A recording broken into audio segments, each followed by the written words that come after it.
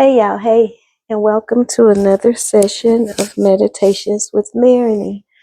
So, I sound a little nasal because y'all know it's been cold here in Atlanta, and honestly, it's just been a lot for my nasal passage. But anyway, if you're a regular subscriber of mine, thank you for being here and thank you for subscribing.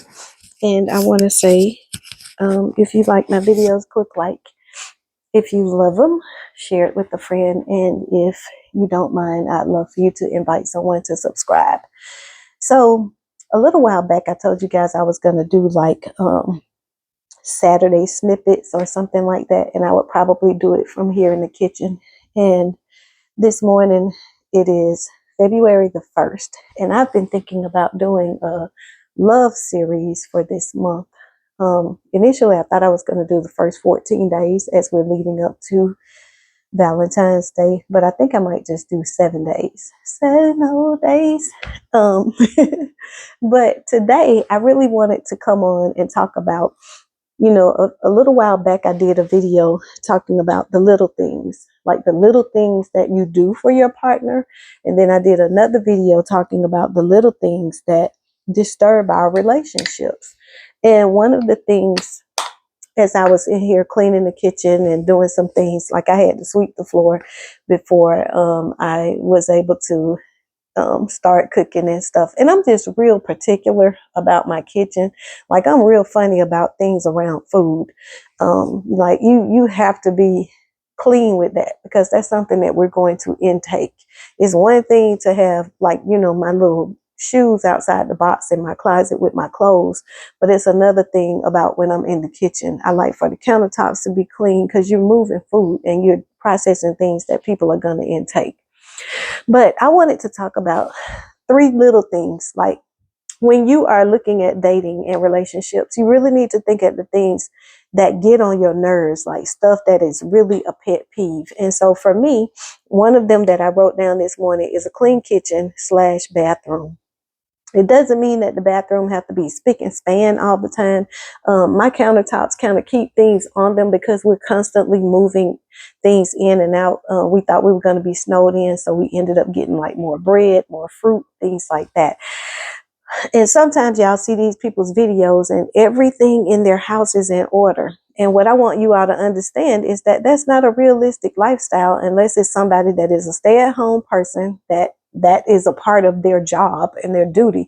But if it's a 2-person household where both people are getting up and going to work every day and they're working 40 hours to 60 hours a week, it realistically is not going to be easy for them to keep a household where everything is always in place.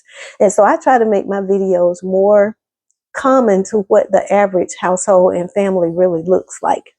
So one of the things I put is a clean kitchen. I put grit on the floor. My kids know, like I like to walk around with my shoes off. And in my home, I don't require that you take your shoes off when you come through the door, which means that there is a possibility that we're going to have grit and things of that on the floor. When you cook, if you're cooking, you're going to get crumbs and things on the floor. So sweep the floor when it's over. That's a pet peeve of mine. Like that's something that people would be like, man, it was just grit on the floor and she just went off. Well, if I've said that multiple times, and if you live within my home or you are my husband or you are my child, you know that is something that bothers me.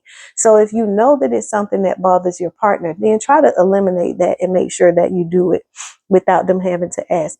The other thing I put is, and I'm sticking with things just in the kitchen for now, I put clean oven. I put a pan under, like I don't like a nasty oven. So when I'm cooking, I try to keep my oven clean. I rarely have to clean the oven because I don't splatter a lot of things. And then when I'm cooking something that is going to have an overflow, I'm going to put a pan up under that pan. So for instance, when I cook macaroni and cheese, when I cook like a broccoli and rice casserole, whenever I cook biscuits, bacon. If I cook bacon and it's going to overflow, if I put it in the oven, I'm going to put something up under there to catch that grease. Or I am going to clean the oven immediately after those items come out of there while that item is still hot before it dries in that oven. And I just wanted to come on and say those things because sometimes your partner is bringing things to your attention and you feel like they're just nitpicking. But each one of us has something that we really likes to be in a certain way. And we like for it to be that way. And if you know that your partner really likes that, aim to please them in that area. You would be so surprised at how little things such as that can turn the corners in your relationships. And for men, if y'all want us to be on 10 all the time, ready to give it up, find out the 3 top things that she really wants you to do. Now, this is a disclaimer. This is not for the husband or the partner that has somebody that's just going to complain anyway. Because you got some people, it doesn't matter what you do for them. As soon as you fix that component, they're going to find something else. And if you're in the dating process and you're meeting people like that, you need to make sure that you go ahead and eliminate them from the process. Because if they are somebody that is always looking for an issue, they're never going to be able to be pleased. But on an average, find out what the top 3 things are that she really wants. Find out what her top 3 things are for the kitchen, what her top 3 things are for the bedroom. Find out what his top 3 things are for when he's working on the car or for when he is helping or assisting you around the house. Like, learn your partner and then execute those things that make them happy. And when I say make them happy, no, we have to find our own internal happiness, but there is a level of happiness that comes from being around your partner. And you want to create an environment, ladies, that he is conducive to, because the more you create that environment for him, if a man is a natural hunter, he is a natural provider, he is a natural, he has a natural desire to please the woman that he is in love with. He is going to do everything that he can to meet your needs. And I put that onus back on the woman because we are the gatekeepers for the home. They may be the providers, but you are the gatekeeper. You are the temperature regulator. And with that, it is your responsibility to make sure that that component is in place.